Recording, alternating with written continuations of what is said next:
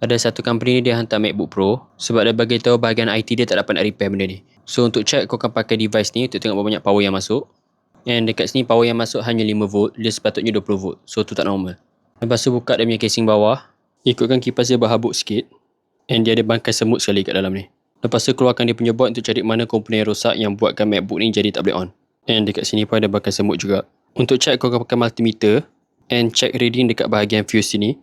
So ikutkan kat sini bacaan dia rendah, maknanya ada short dekat kawasan situ.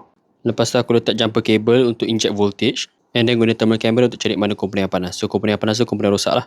Ok, dah jumpa. So kalau ikutkan ada satu komponen yang panas kat situ, and komponen yang panas ni dia punya kapasitor. So untuk ni kita just kena cabut kapasitor yang rosak tu and gantikan dengan kapasitor yang baru. Ok, dah siap. So now kita kena pasang balik, lepas tu kita akan test. So ni dah siap pasang semua. So now aku akan test, cucuk balik device ni. And dekat sini kau boleh nampak power dia dah naik sampai ke 19V and dah boleh on.